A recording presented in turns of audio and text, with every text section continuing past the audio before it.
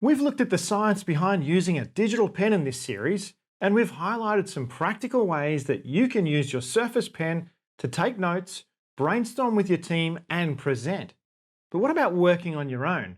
How do you get clear on your personal ideas and goals and turn them into action by using the whole brain activity that comes with using a digital pen? This video will take a look at that very process. For any idea, problem, need, action, solution or thought that you're working on, it's worth taking a quick moment to map it out with a pen first. Think of it this way. A pen is a thinking tool. A keyboard, on the other hand, is a mechanical tool that is good for writing long sentences. So think before you type. Take your Surface in your hand, lay it flat, grab the pen and open OneNote, whiteboard, journal, or even sticky notes. Here are some suggestions to get you started. Start by writing the theme or key point in some clear space. Use visual tools here to activate your spatial and visual mind. Cloud, circle, or highlight your key theme. And now start branching off into the next level with issues, steps, or points that relate to your theme. And keep branching out as you need to detail more. Go with the flow and change directions as things come to mind. It's a great idea to go somewhere quiet and isolate yourself from distractions when you do this. Thinking deeply needs your full attention. So if you can, get away from the office. Your Surface is designed to let you work from anywhere after all. Developing and brainstorming an idea is not usually a linear process. It's messy. Ideas flow far better in your low formality scribbles.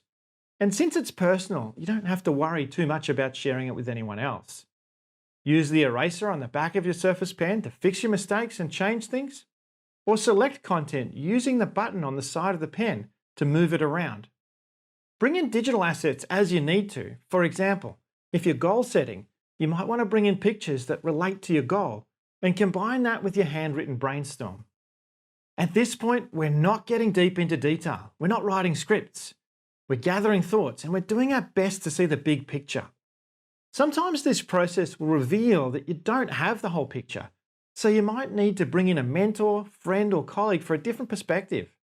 Now that's the beauty of doing this digitally, because you can take a personal process and quickly expand it to share with someone else anywhere in the world, just with a few clicks. So once you've mapped out your thoughts, what next? Well, it may be time to go to the keyboard. When I'm writing scripts, articles, or blog posts, I usually map out the content with the pen in OneNote. Then I select it all and move it over to the side, giving me some space to type in. I open 2 copies of OneNote. To do that, hold the Shift key on your keyboard and click on the OneNote icon. Another copy of the app will open. I then split the screen using Windows Snap.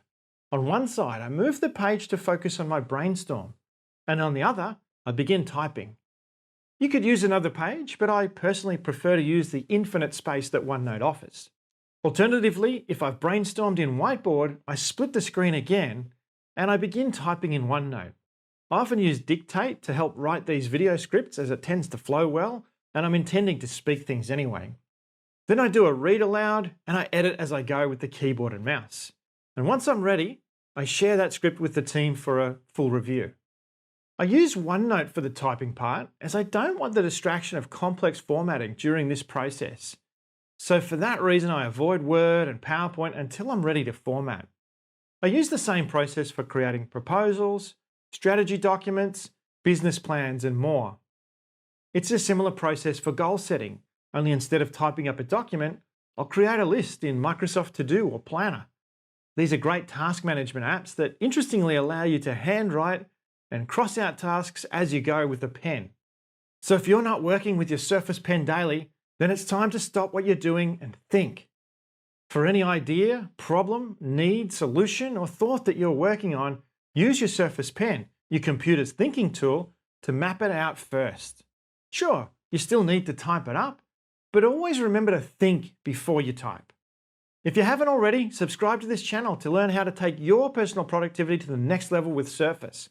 We'll be back next Wednesday with another Surface Pro tip.